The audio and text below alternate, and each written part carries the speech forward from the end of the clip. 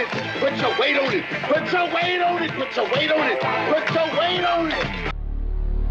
Two white dudes, one black chick.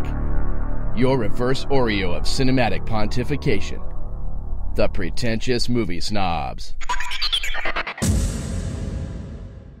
And we're back. Again. Interesting.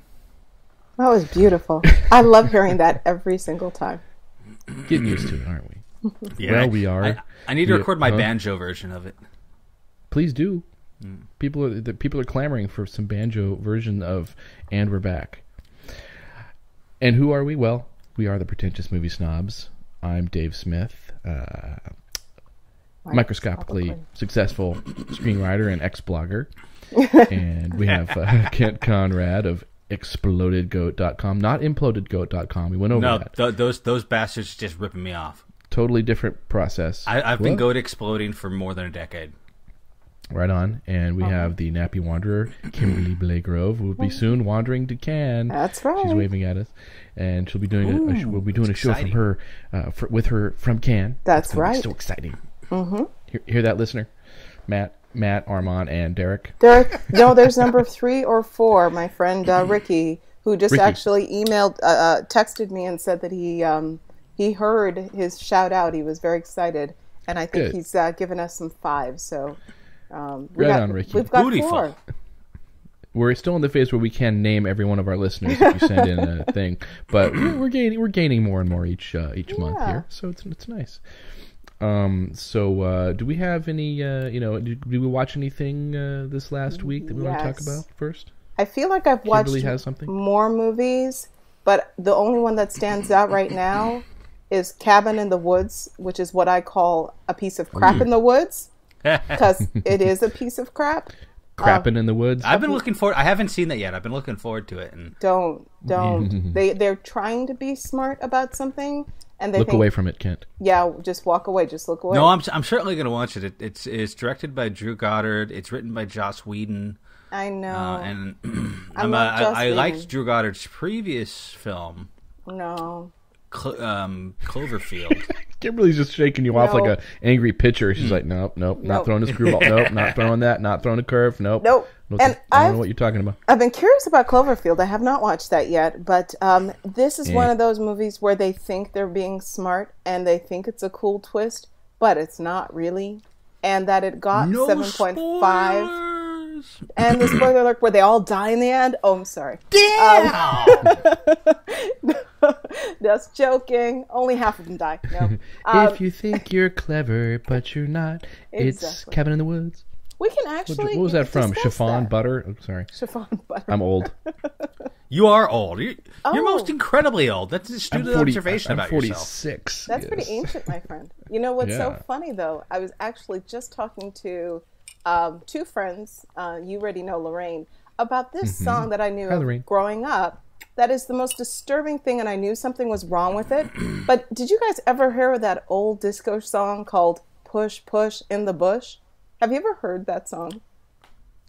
I'm pretty white. No. I'm embarrassed to say that I can't picture it right now, but maybe we'll close with it later. Yes, I want to have Push, it come on. Push in the Bush. Maybe it was in the 70s. I think it was late 70s. And it's a disturbing song because really, I don't know. Is it about a rape or is he talking about the pubic hair? Well, I mean, again, I was a young child when I had heard this song. And as an adult, I can only think they were talking about pubic hair. I don't think it was a rape or anything. It's interesting the sort of songs that you hear when you're a kid. You have no idea what they're about. Like hear Afternoon Delight. You think, oh, that's kind of a fun song. That's about having fun in the afternoon. Wonder what they're talking about. I think it's 2 guys playing blackjack in Vietnam. In the afternoon. That makes sense. And they both got a 20, so they push, but they're in the bush. Yeah. I think that's what it's about. And the chorus is that's all the chorus is. It's push, push in the bush. Like over and over again. And I'm like, a kid really should not be listening to this song. But well, if you were the writer or performer of that song, friend us on Facebook. We'd like to talk to you more about it. Please describe to us what that whole song was about, because we'd like to know. We really would. We can talk about that on our spin-off show, Pretentious Music Snobs. There you go. Sunday. Good. I would be good at that. You would or would not? You would be good at that? Being a pretentious music snob. I don't see that happening. I think Kent would, yes. I only like music if it has either banjos or is really, really boring. Yeah. So, that's not going to work then. But again, I'm going to have to 2-hour-long synth drone things. So Cabin in the Woods. So Cabin in the Woods is Crappin' in the Woods, because Crappin' in the Woods is very bad. Okay. It's bad. They're trying to be smart about it, and it's just not. It wasn't well done. And I'm going to try and watch it over this next week so I can come back at you with some logic and or maybe I'm going to hate it and I can commiserate with you. Well, let's discuss because I think I own it. I buy lots of stuff and never watch it, and I think I own Cabin in the Woods somewhere. Like books. Well, let's discuss this. Let's discuss this after you've watched it. Have you seen it before, Dave? No. Okay, so maybe you should watch it too, and we could discuss it together, like the movie snobs that we are, the pretentious movie snobs. I might have looked at it when I was on my Trailer Snob blog and thought it looked like it was going to be terrible, but I don't remember for sure. Well, it got great reviews, like 7.5 out of 10, and I don't understand how, to be honest. But I would love to hear Mr. Kent Conrad's. Well, maybe we can. Maybe if we watch it and like it, maybe we can, sway your opinion. Perhaps I don't know. Who knows? Yeah. Maybe who knows? Maybe. I don't know if I'm going to watch it. Kimmy sounded pretty adamant. Yeah, I am. She's pretty adamant. How about you, Kent? Did you watch anything? I watched a couple things. First, you guys know I'm a big fan of the Riff Tracks guys, the folks who do they were Mystery Science Theater 3000 guys. They put out, make fun of movies, and they have a video on demand service where you can buy videos. And just this last week, they came out with one of Kimmy's favorite movies, and that is The Apple. The Apple. Oh, The Apple. Yeah, so I watched The Apple this week with the commentary, with people making fun of it. I love the Riff Tracks guys. It's kind of like my substitute for having friends, because I've been listening to these guys making fun of movies for 20 years.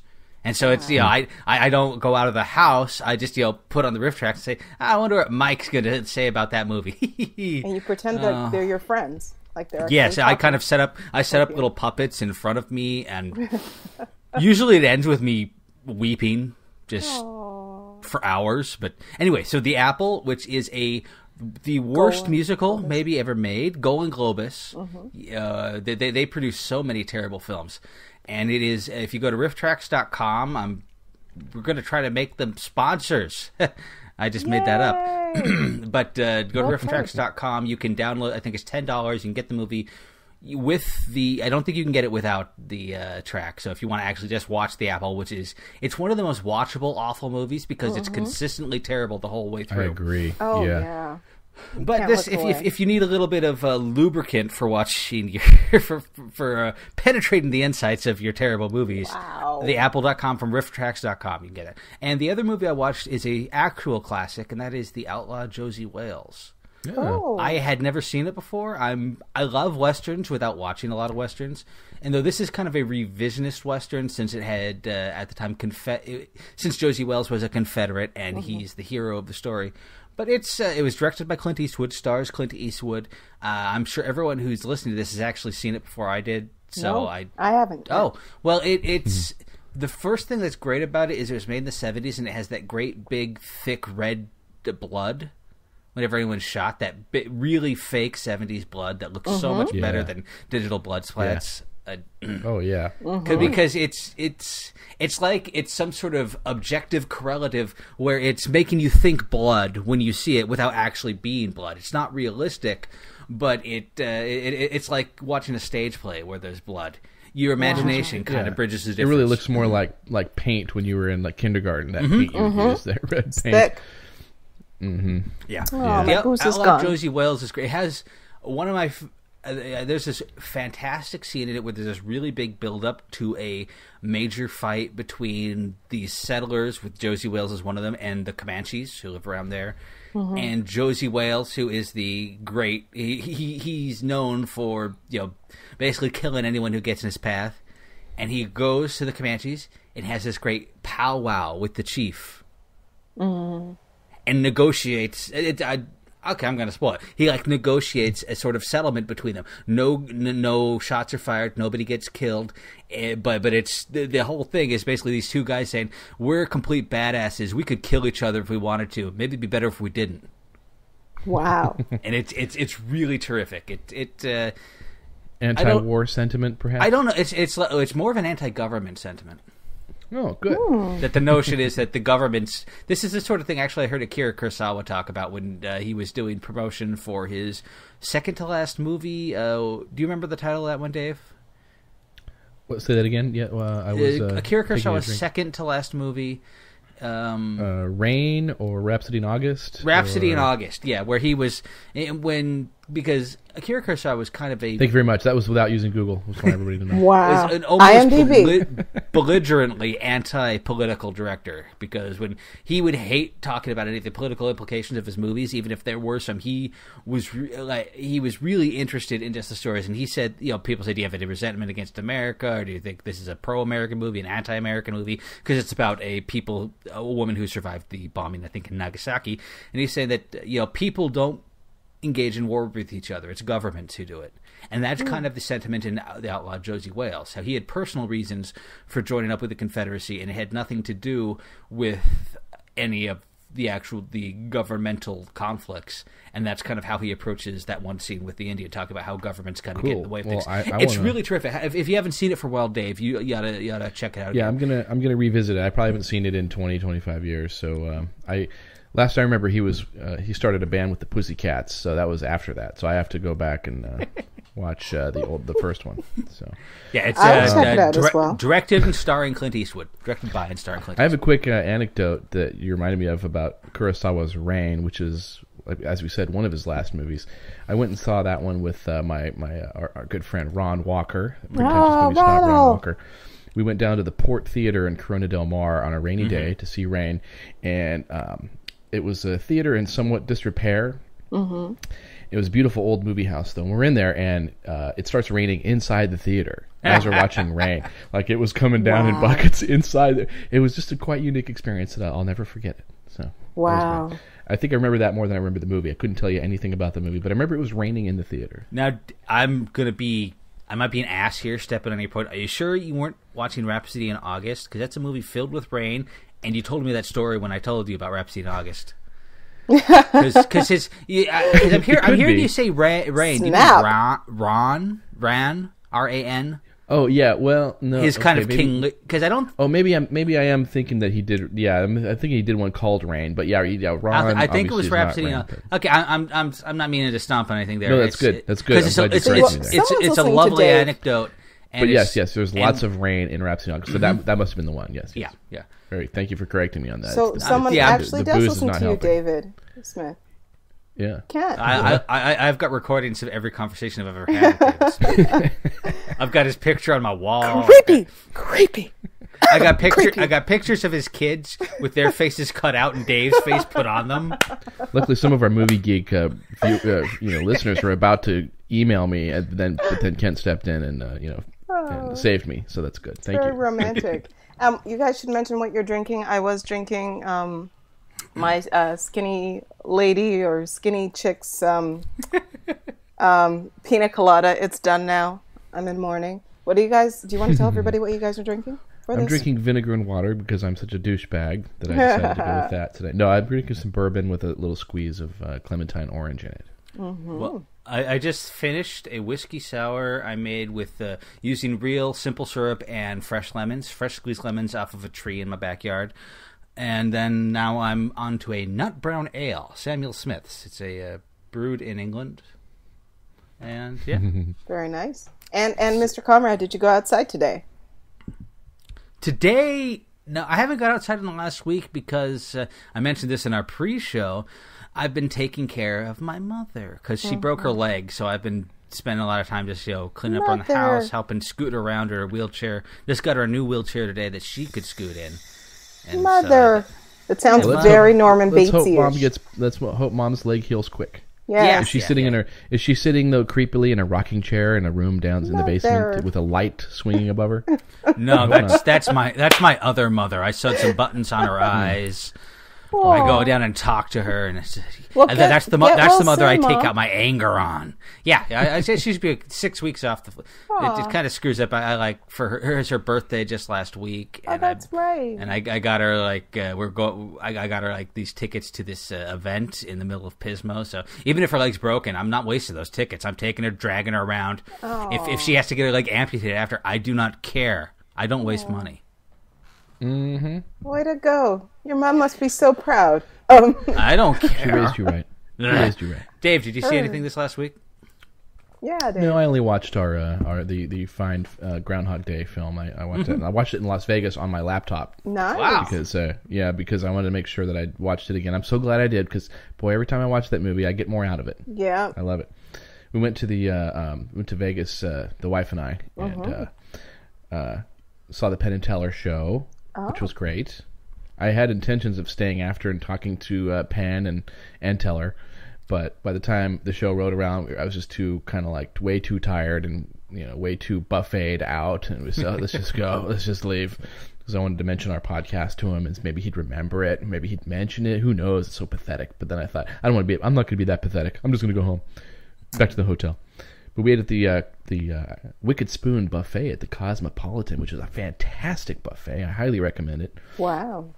Yeah. And we stayed there for like 2 hours drinking our mimosas. It's a nice. casino that I think that the girls from Sex and the City would like. It's very, very ugly looking, gaudy, overdone. And I could picture Samantha and Carrie eating there, and probably Carrie would like, I'm going to go get more sausage, and Samantha would go, oh, bring me some.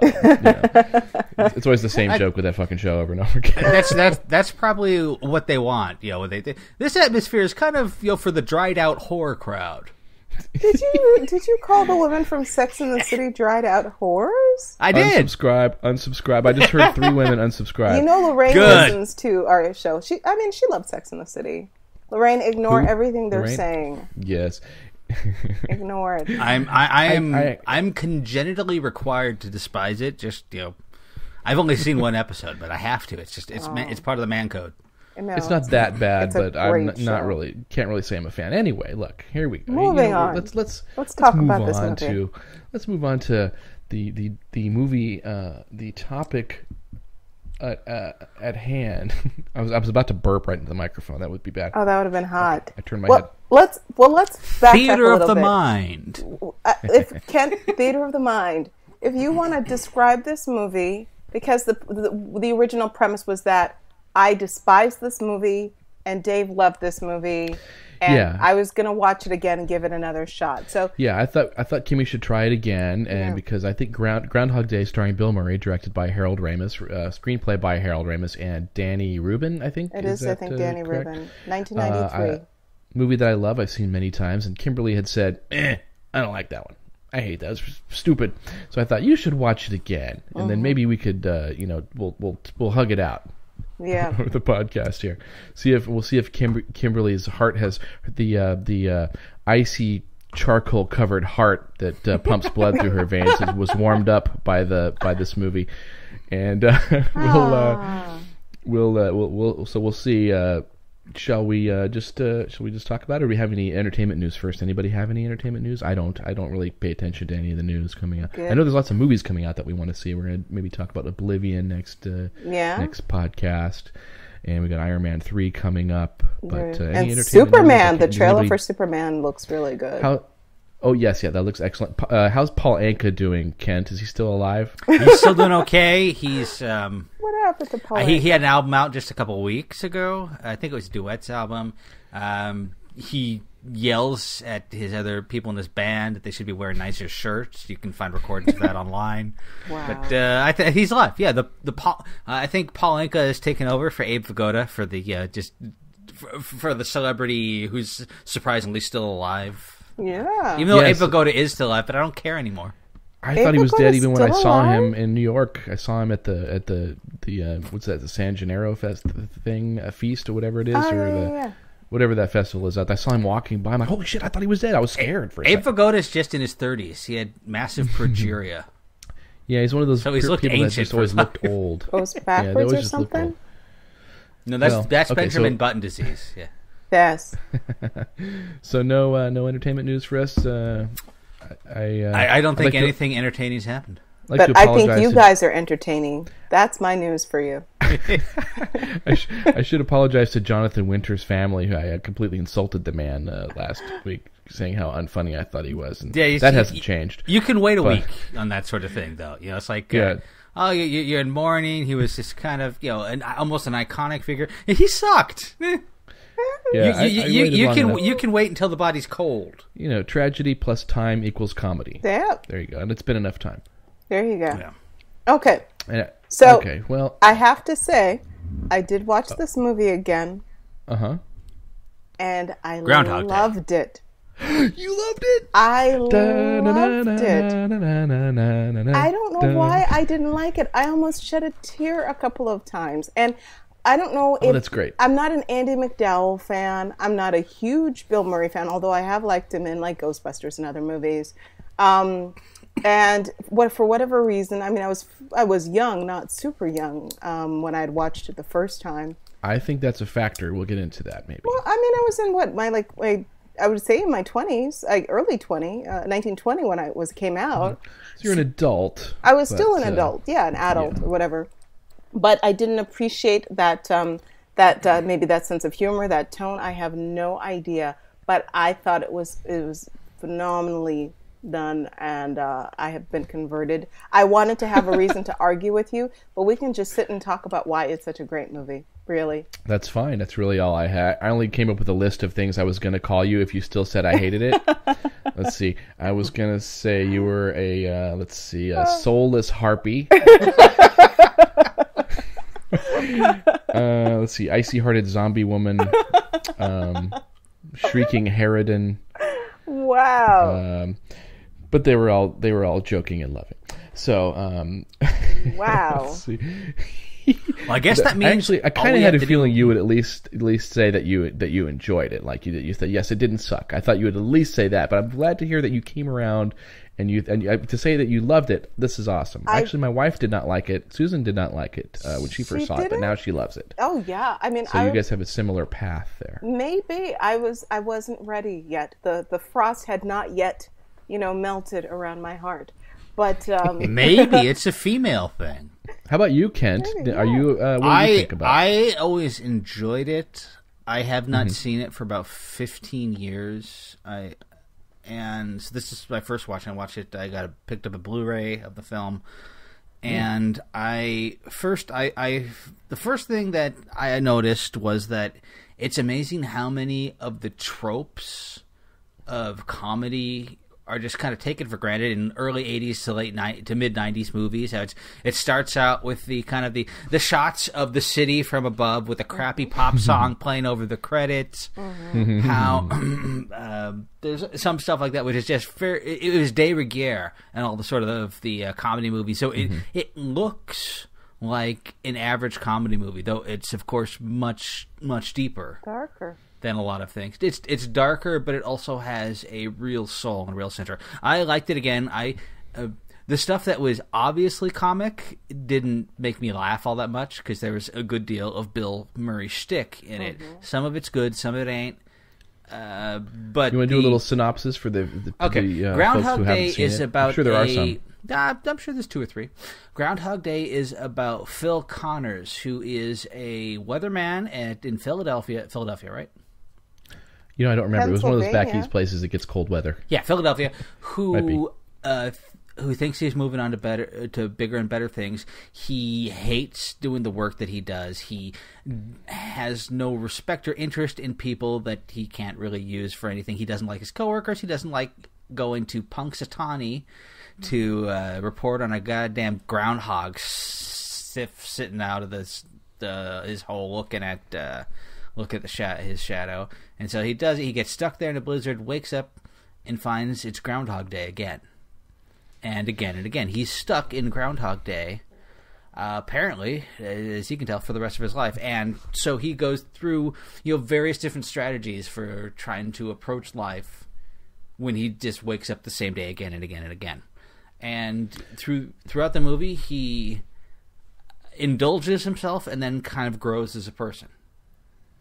I actually had a point about that, which I thought was interesting. You had a point. I do have a point. Damn. It is. And wait, I'm going to go back. I thought, I think it's Pennsylvania. Yeah. That and then there's Punxsutawney, and then there was Pennsylvania. But maybe I'm wrong. What's that? Yeah. Okay. Okay. But here's the interesting thing. Philadelphia in Pennsylvania? No, but he was in Punxsutawney. Yeah, well, he's out. He wasn't in Philly. He's a weatherman in the big city. He's a weatherman in Philly, and then he goes to Punxsutawney. Okay, well then that's fine. Then he's both, but it takes place in Punxsutawney. Yeah. Okay. Pennsylvania. But here's my thing. Mm-hmm. These are spoiler alerts for anybody who hasn't seen this in the past 20 years. Awooga! It's a spoiler. 20 years. Awooga. When he tries to kill himself on numerous occasions. Once he kills himself, really, I think it should be over with that. He shouldn't be waking back up again because he's dead, and I think really the cycle should end at that point. Mm-hmm. That is my opinion. Like, if he's about to near his death because he's driven off a cliff or something, and then he falls asleep in the interim and wakes back up, I understand that. But in my mind, if he's killed himself, that's it. It's over, in my mind. What do you think? That certainly would be the tragedy version of the movie, is he kills himself instead of, instead of taking on the challenge that he's been given by the story gods, who obviously can do. Look, this is a guy who's being tested by the gods, I guess, mm-hmm. as it were, mm-hmm. and they can pretty much do anything they want. So they can make it so that, oh, you're trying to kill yourself? Nope, buddy, that's not going to work. You know what I mean? If they can make the same day happen over again. So there's a magic going on. Here's magic at work here. It's not really just a time travel thing, There's even a threshold guardian. Did you see who the threshold guardian sort of gatekeeper was in this movie? I think, if I'm getting my Campbellian mythic journey right, there's a kind of a gatekeeper threshold guardian. I understand the threshold guardian. I may be not understanding it well. I need you to unpack it. Yeah, because I didn't think about it in this well, terms, so I'm not prepared. It's not the textbook definition of the threshold guardian, but there's a scene where they try to leave Punxsutawney, and there's a blizzard coming, and they get stopped by a police officer. Right. Okay. Yeah, and he's saying, "You can't go through here, buddy." He's like, "Don't you know who I am?" And he was like, he was very, "Nope, you're not coming through." This is a character who's like, "We're throwing you back into the movie. You're going to go through this adventure, bro." That's actually very insightful. Yeah. Okay, yeah. So that I think that fits the basic definition of a threshold guardian, who says that yes, sort of. You can't pass here until you've completed your task, your quest. Yeah. And it's great that it wasn't just I like that it wasn't just a traffic jam. They had a cop standing there talking to him. Nope, that was great. Okay. And that's the thing that this movie is it's essentially is a quest for Phil Connors not to find himself, but to find his best self. Mm-hmm. And I'll agree with that. What's really interesting about this movie is because it moves through different phases. First, it starts as kind of a comedy of manners. It's about a jerk who goes to a small town and barely allows himself to have patience with the people who are around him. Mm-hmm. And then he becomes an indulgent because he's really contempt. He has nothing but contempt for the people there, too. Mm-hmm. Mm-hmm. Rubes, Hicks, And then I like in the middle, it becomes a romantic comedy. Mm-hmm.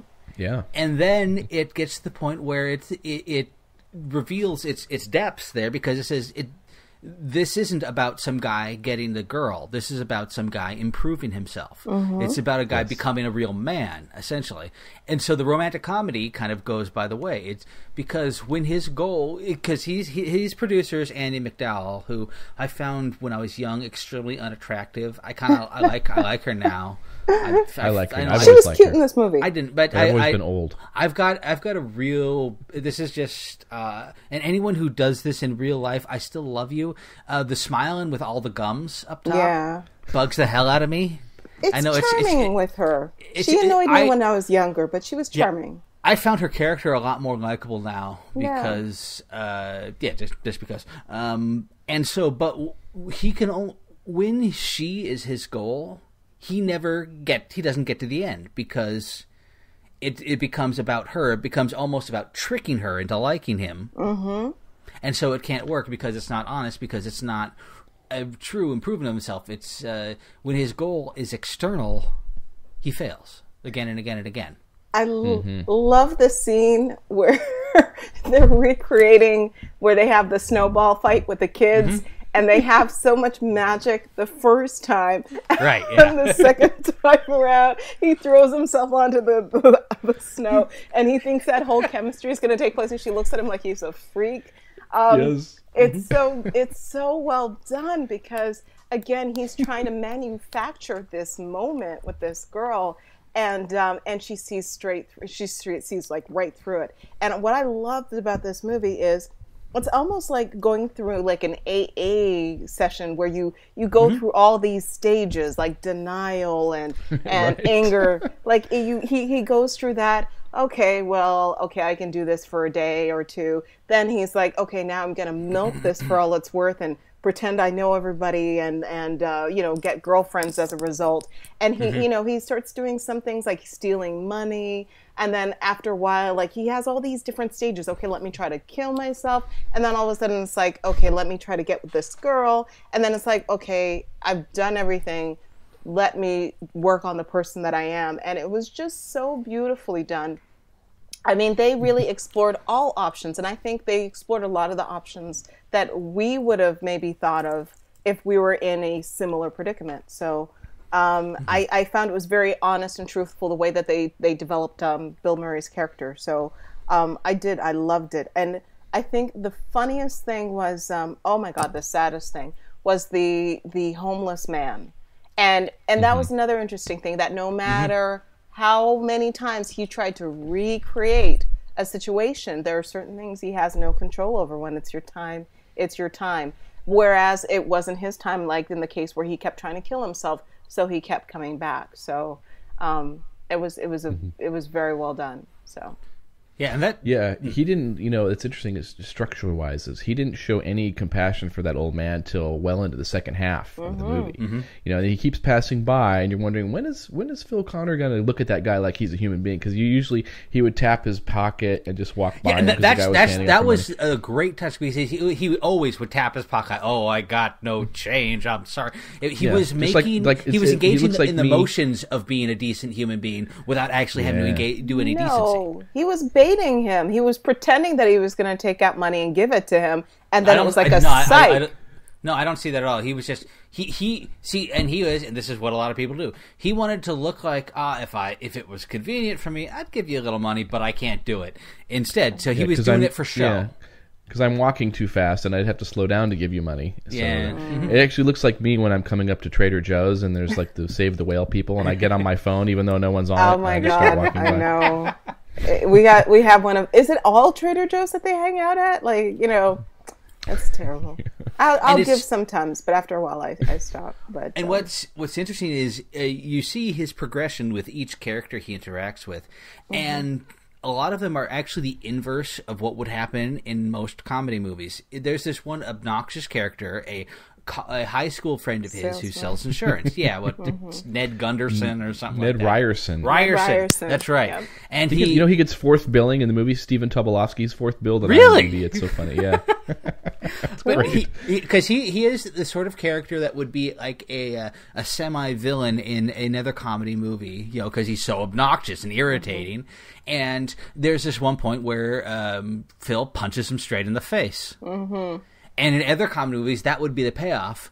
But ultimately, Groundhog Day has more interesting ideas and knows that even if somebody's annoying, that doesn't mean they deserve to be punched in the face. They can maybe be tolerated because that's the decent thing you do in a decent society.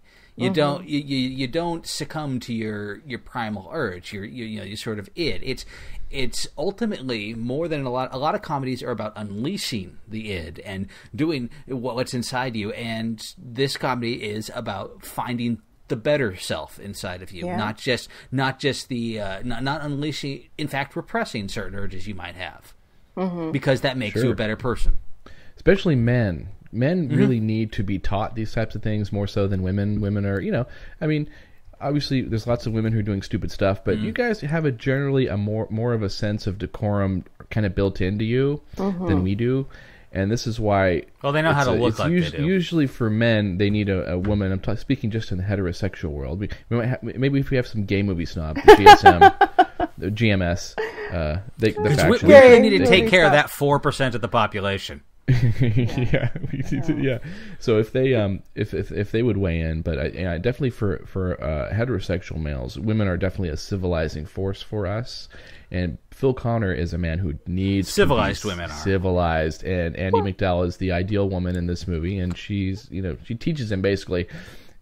In his trying to get her, he kind of learns. He basically improves himself in order to earn her.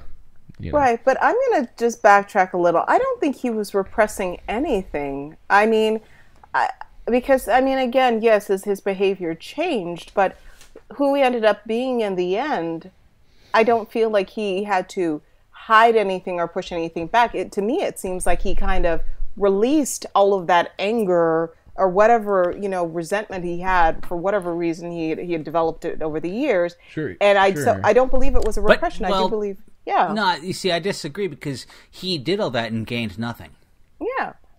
He found that there was nowhere to go. It wasn't as remember he lived a whole life. Yeah, he could in have this movie. That was like his sowing his wild. He was sowing his wild oats, so to speak, in the early part of the film. Yeah, with his playing around with his powers, which is it reminded me of there's a non-canonical story about Jesus of Nazareth that's not in the Bible, but it's an old text. They just didn't include it in the New Testament, where Jesus is. I think he's playing with another kid. This is when Jesus was a kid.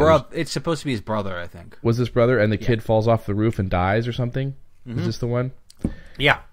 And they think Jesus pushed him. So Jesus says, no, I didn't push him. So he resurrects the kid and says, tell them I didn't push you. Oh, that is funny.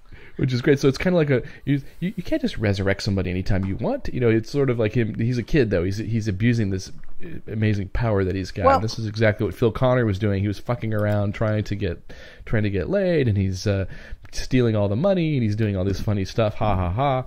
But he got it out of it. He got it out of his system. Well, you go ahead. Please go ahead, Con. No, you go. I'm talking about. You're just talking nonstop. No, no. I'll say very quickly. Thank you very much. That this actually parallels a theory about God that was in Conversations with God, Neil Donald Walsh book. That God is all-knowing because he has gone over every scenario over and over and over again. So he's aware of everything. So he's all-knowing. Because we have been through this cycle so many times, he knows all the different alternatives and possibilities, and that's why he's God. We're not aware of all of the cycles that we've been through, but he is cognizant of it all, which is why we call him God, but we have that knowledge as well. So I actually thought there was a little bit of a spiritual theme in that as well, because he said he was like a God. Yeah, he even said he's like, I think I'm God, or maybe not the God. He says, or he says, I'm not sure. But that's funny. Like, he actually has no powers, which is interesting. He doesn't have any magical powers. He's just there. He just lives the same day over and over and over and over and remembers things. But knowledge. That's because kind of the of that, point, and though, knowledge is power. That's the point, though, of the sequence with the homeless man, is that there was absolutely nothing he could do to save him. That's that true. homeless man was going to die that day, no matter what happened. He was absolutely powerless. It didn't matter what knowledge he'd acquired, how he treated him. He was going to die. And so he knows. So which comes to him is that he knows that the only power he really has is the power to pick what he's going to do. Yeah. And this is a little bit of almost a sort of a game style concept. What he does in the end, and spoilers, he ultimately gets Andie MacDowell, is he demonstrates higher value. He becomes the man of the town because he learns to play an instrument. He learns to do ice sculpting. He does things to be good at them, not with the intent. Right. Not with any external intent. Yeah. Good to point that out, Ken. Is at first he was doing these things to get pussy. Yes. Yeah. And it wasn't him. He was just trying, and this is why eventually at the midway point he loses this battle of trying to get Andie MacDowell. He gives up. He's like, I can't do it. But this is when he starts to reflect. And he really starts to enjoy where he is, and his predicament starts to. That's when he takes up the instrument. He does it all because he likes it, and that's why he's able to get Andie MacDowell, which is amazing. Because he becomes a man who acknowledges that he has a quest, he has a mission, and so she becomes eventually part of his mission. She's not the end of his mission. His mission is to become a good person, which involves all sorts of stuff. Yeah. She wasn't. I mean, I think that's what made it work. She was no longer. I mean, she was kind of on the peripheral because at that point he would say, "Listen, I'm going to say all this to you. I know you're going to forget about it the next day anyway. You're going to, you're going to, hate me the next day or look at me with that same, disdain." So I actually think he didn't expect to win her in the end. No, yeah, that's exactly yes. Okay. It's just he did fall in love with her for real. Yeah. He fell in love with her for real because he says all those wonderful, nice, tender things to her while she's sleeping. Yeah. So, and by the way, coincidentally, the next day, what happens? It's tomorrow. Yeah, she wakes up. That's when the gods release him. Is when he's. This is a Beauty and the Beast story. I've never read much about this movie because I like to come in cold. This is Beauty and the Beast. This is a guy who was a dick and got cursed. Only the kiss of true love will lift this curse basically and let him move on. And he kissed Annie MacDowell early on, but it wasn't the kiss of true love because he fooled her. And you do see when he says, "I love you" to that first woman. And then takes advantage of her, and then you see him saying how much he loves, like true love. So in the end, so it's nice. And he called her by Rita by Annie MacDowell's name twice. He called her Rita. Oh yeah, he did call her Rita twice. The girl. So you realize, he does have feelings for her. It's interesting too. For you screenwriters out there, we always give little tips on this. But Phil Connor is a jerk, but he does have one saving grace that makes us hang on with him, and he's funny. He's funny. That's it. He's just funny. He doesn't do anything nice for anybody for that first half of the movie, basically. But he's funny. So we're like, and I truly believe, and it's probably bore out by stories and history. Really is no truly bad evil person is ever funny. Really, I don't think Hitler yucked it up with his staff there. You don't think Stalin and his Politburo chuckled it out? They might have told a joke that they heard, but they're not funny. They're not funny. You didn't think that you better laugh. People say, you know what I heard Mao say the other day? And this, you're going to be on your... You're just going to bust your sides here. Yeah, I was talking to Mao the other day. Oh, man, that guy, he kills me. Wait, but he literally kills... Well, he killed my family, but he doesn't kill me. You better laugh. I forgot to address the one thing, that he had the same name as the Groundhog. Yeah, I remember even at the beginning when the other news anchor is teasing him. She says, "Have a good time in Punxsutawney Phil." That's the Groundhog's name, Punxsutawney Phil. So, but what do you think that symbolizes? I mean, they did it on exactly purpose. Why they chose Groundhog Day? Why? Like, what does? Actually, let me preface that. Sorry, let me back up and say, remember each day there was a song that started. I love that song. Why do you think they chose that song? I got you, babe. I've got a notion for that, and you can tell the exact point when he wakes up. It says, "You put I got you, babe. You put your little hand in mine." What's the next lyric, Dave? There ain't no hill or mountain we can't climb. I think, and that shows that it's that notion is that when you have a connection with other people, you become stronger. And Phil does nothing but separate himself from people. But there's absolutely, also... I totally agree. I think that whoever I keep talking about the gods, well, that's sort of a taunting thing for him. It's ironic that he is so far away from having that song apply to him, where our relationship is the most important thing. We can do whatever if we just love each other. He has no love. He wouldn't even think. He would think that song is stupid. He does think that song is stupid. There's also another song that they play with, like, the day-to-day when he goes into town as well. I don't know if that's Deep in the Heart of Texas or whatever the song is, but it's something polka. It's a polka. It's a polka. It's the something polka. Oh, there it is. Kimberly, there's a French poem that he says. Butchers. Did you get what he was saying? Butchers. No, I understood it? a word or two. And I was like, I speak French, and I didn't understand what he was saying. She obviously doesn't speak French much. I understood parts of it, the words that he said, okay. But I should look it up, actually. That would be I did a little research on it. Yeah. I think I know why they do that, by the way. They have people who don't speak French well. It's because 99.8 of the audience will not notice and will not care and will not listen to the people who do. Mm-hmm. Right. It was basically, he was underscoring. I mean, it's called The Bachelor's Dance, I think, the poem, and it's basically him buttering her up. It's talking about, oh, the woman I marry will be like a fine wine; she'll get better with age. But he's bullshitting. This is the time when he's bullshitting her. There it is, right there. Yeah.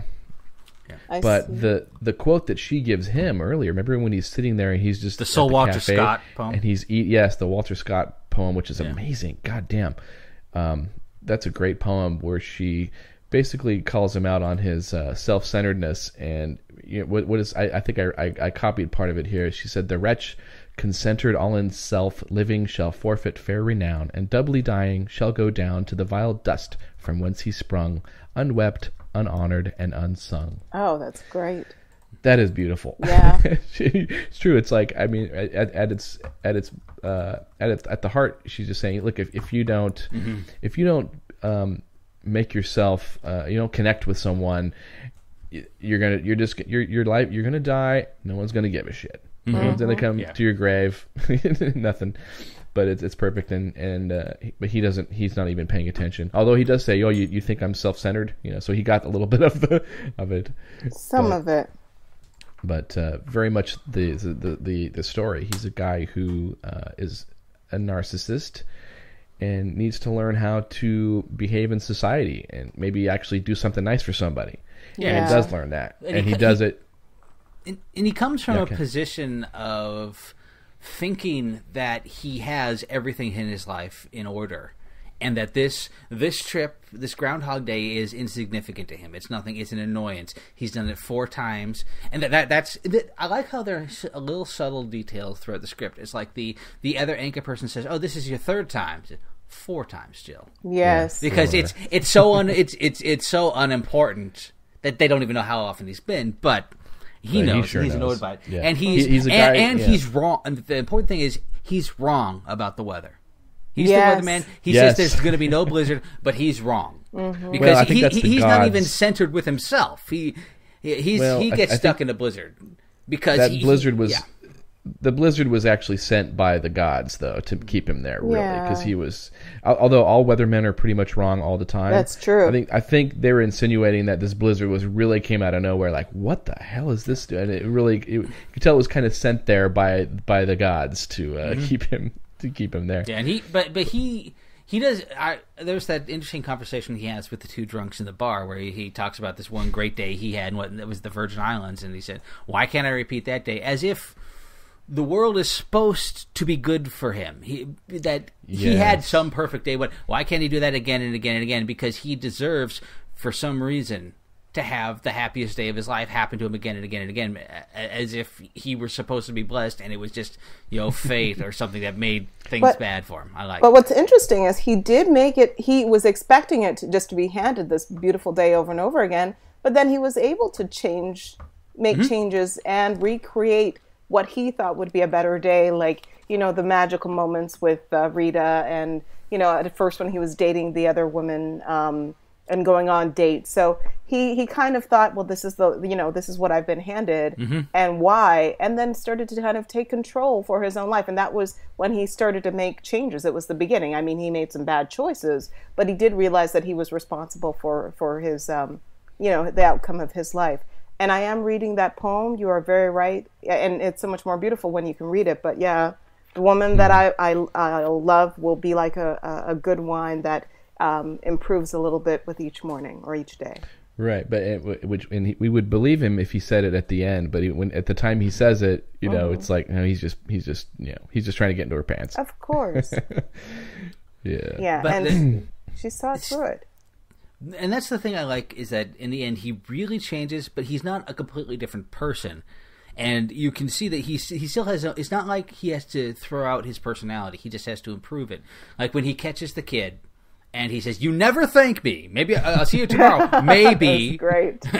when it's actually the next day, and this kind of takes a little of the sacchariness potentially out of it when he and Andy McDowell are together and he says, "Let's move here. Maybe we'll rent it first." Make it a little tentative. I like this. I don't hate these small town people anymore. Doesn't mean I want to live with them. But he has a much more open heart at the end. without destroying he's himself. A guy that appreciated nothing. He's a person who had a great career too. He's kind of famous. People know him. He should be a happy person, but he's not, and he appreciates nothing. And that's why going to this town and being around all these stupid rubes who why do they enjoy this stupid Groundhog Day crap where but this is the small town mentality. I only think small towns, they have that element of everybody knows each other there. Yeah. So it's easier to connect with people, obviously. It's way harder to connect in like Manhattan. I mean, it's so much easier to disappear into a place like that and be a dick and not get called on it. You know? So you kind of have to go to a small town where everybody kind of knows what's going on, and you feel obliged to not be a jerk to people because they know you and they think people are going to talk. There's good and bad in that. There's the stigma, but that kind of keeps people behaving themselves a little better in small towns. And this little Punxsutawney place. And it's just even if he doesn't want to live there, he can finally see the value in it. Yes, even if he doesn't share. It's kind of like for the cynic, if somebody enjoys something you don't, well, that's on them. What the hell do they like that for? When in a real sort of objective estimation, it's on you. If someone likes something you don't, you say, well, okay, what am I missing that he's seen? And he would refuse to believe that anyone could observe or appreciate or understand anything he doesn't. One of my favorite moments, too, is I laugh. I actually laugh and cry a lot in this movie because it's so sweet and beautiful. But remember the scene where, he's been doing the news report 4 or 5 times or whatever, and near the end, after he's become like Super Phil, where he knows the whole day very well, and he's helping everybody and saving everybody, he's doing that very, very somber, erudite commentary about Chekhov, talking about winter coming, and everyone's gathered around him watching. All the other reporters have their backs on him. That was a great he scene. delivers this beautiful sort of monologue about well, it'll be okay if we have a long winter, because winter is a time for whatever. It was just fucking hilarious, and there's not a dry eye around it. But the great thing is he meant it. But what's even more amazing? He has done this. He has been through this scenario, Lord knows how many times.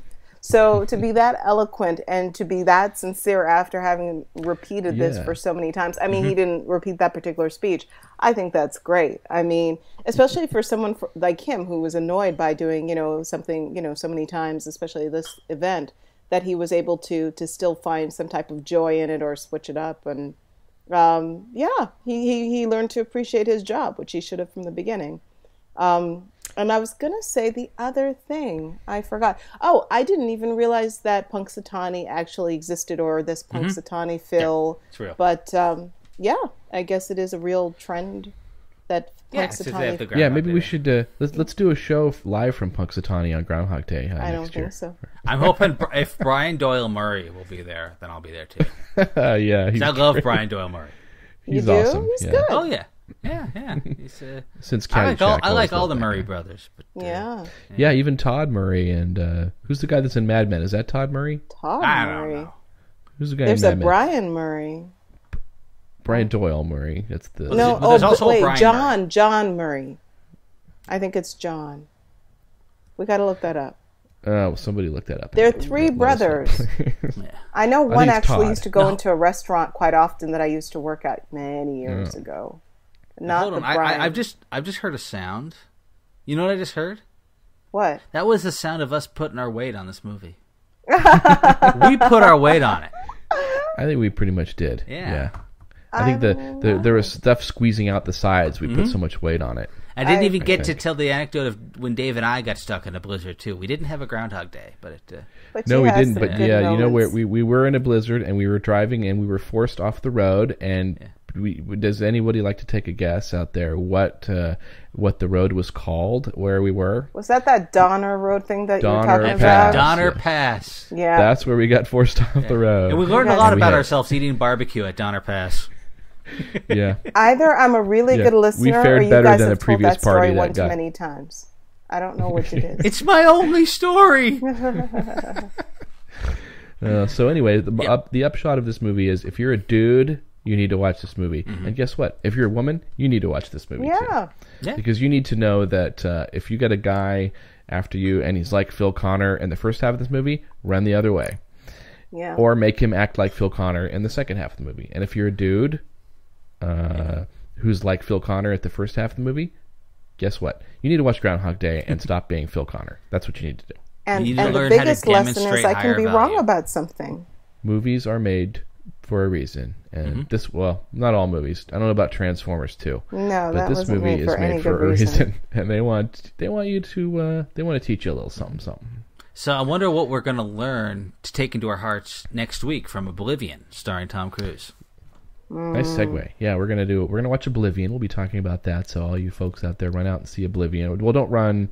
If it's raining, don't run. I want you to walk safely to the nearest theater. Yeah, you might break your leg, and then you'll have to inconvenience your nearest relative to come and cart you around.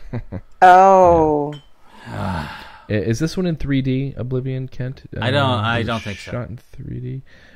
Okay. Well, if okay. I'm not going to watch it in 3D, even if it is. I'm always going to see things in 3D if they're available. That's my new plan. So I'm going to, but I don't know if it's in 3D. I've actually forgotten. All right. Well, we put our weight on that one, I think, and I'm so glad that Kimberly came around and saw the light on this one. That was fun. I did. That's not going to happen often. I should let you know, but this time it did. I thank you for encouraging me to see it again, Dave. Hooray! Good. I kind of thought you'd like it again because the way you were talking about it at first, I'm like, I bet if she watches again, she'll warm up. Oh my goodness! This is great. So all of you out there, all you chicks like my wife and Kimmy who thought it was stupid, watch it again. Yes, do watch it again. and Very good. All right. Thank you, Kimberly Blagrove, the Nappy Wanderer. I love how you say that, Kimberly Blagrove. Kimberly Blagrove. Your name is so nice sounding. Kimberly That's why Blagrove. I say it fully sometimes. It is very nice. It's very exotic. And thank you. Conrad. That's very hard Germanic sounding. Well, it's a mix of Old English and German. It's Kent is Old English for white, and Conrad is Germanic. I think it's an old German word for wise counsel. So I'm the white wise counsel. Oh yeah, you're the white wise counsel. Wow. All right. Very good. And David W. Smith is the name of every serial killer in town. Yes, David. Yeah, I'm not going to say my middle name because then people can find me. He kept to himself. He was a pretty good neighbor, I guess. I never thought he'd cause any trouble. You've got to tell people about that picture. Which picture? The picture of the birthday party and the clown. One day. Oh yeah, well that's my friend. Yeah, my friend Bill Tiller, who. If everybody should go to his website, he's a game designer, Autumn Moon Entertainment. He designed like the Monkey Island game, and he does some other games right now. What does he do, Kent? The pirate Monkey Island? No, yeah, he did Secret of Monkey. He worked on Secret of Monkey Island, and then he did the Vampire Story, I think. Yes, Vampire Story. He does like those kind of game. He's a great artist, but interesting thing that happened to Bill Tiller when he was a kid. He went to I think it was a 4th of July event where his mother worked at a hospital or something, and there was a clown there, and he had taken a picture with this clown, and he discovered this picture decades later. When he was, maybe, I don't know, this was maybe 10 years ago. He's probably in his 30s, and he said, "Oh, that's the picture of that clown at the hospital there. That clown looks like John Wayne Gacy." And then he did some research. That clown is John Wayne Gacy. That's crazy. I should post that picture if Bill asks. I have it somewhere on my hard drive somewhere. It's a great picture, but it's probably an unknown picture of John Wayne Gacy. He probably donate it to the FBI or something. But it's a great photo. My friend Bill and John Wayne Gacy. He's lucky he's alive. Boy, that took a weird turn right at the end. Yeah. I didn't see that one coming. I'm taking my weight off that. I know. I think we should end it now. Yeah, let's just cut it off right now. I'm going to try to end with the Push Push in the Bush song if I can find it. So, all right, good night, ladies and gentlemen. So right now I'm gonna why don't you guys enjoy Push Push in the Bush as we sign off and come back next week for Oblivion. I'd be a horrible DJ. That's terrible. I don't know how to do the DJ thing. Push everybody. In the bush. Push. Okay. Yeah. All right. Good night, everyone. I like